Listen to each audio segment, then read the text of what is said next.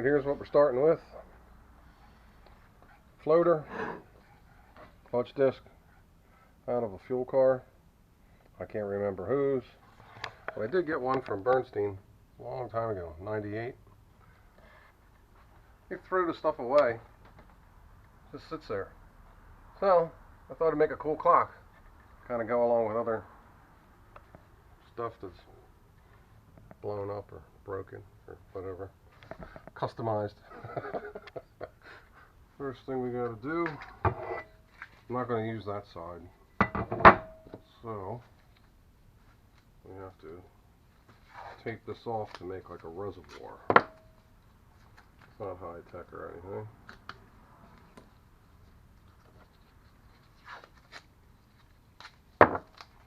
So what this will do is keep the epoxy from draining out the bottom, because it's way easier to pour something in here than it is to machine that spline, in my opinion, what I'm using. So, tooling and body patch made by Hard Man. There you go. Says it all, doesn't it? And this is the real quick stuff. You know what I mean? Doesn't take very long. So we want enough not to fill this all the way to the top, but a little more than halfway. Because when it's all said and done, we're going to drill a hole through it for the stem of the clock.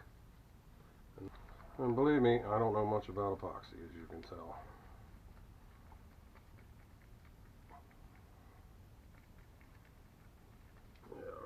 Now, without making a mess, it'll kind of self-level once you get it in there. It'll just make a blob.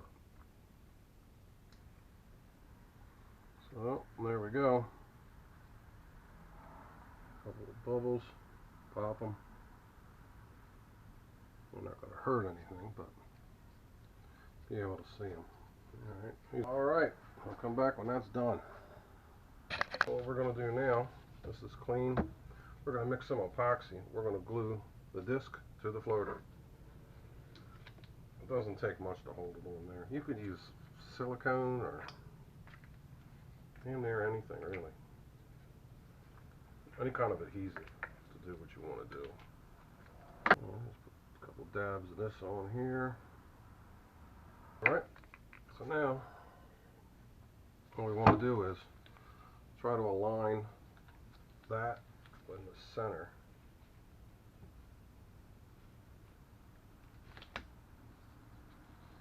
All that, good. See if we're going to glue it to the workbench. No, good. Alright. We shall return when that is dry. This is easy. So, all kinds of ways to figure out the center of this. These kind of gizmos it sits on here.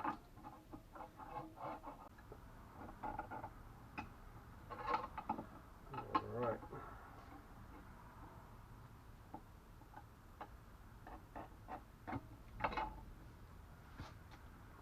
So you end up with something like that, what you pretty much in there. Make a center punch, like your best guess.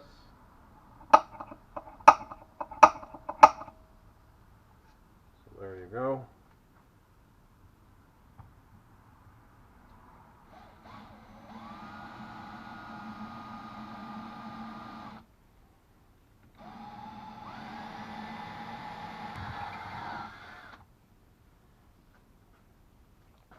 Alright, so I decided I'm going to go with red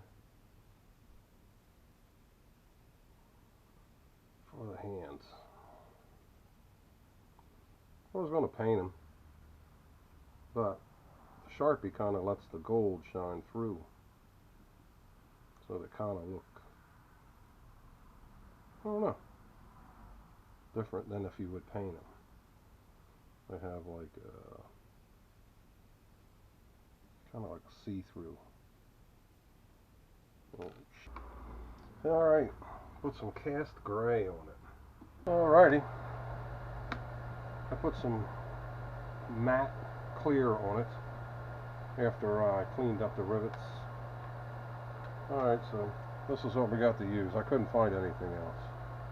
Gotta do like so,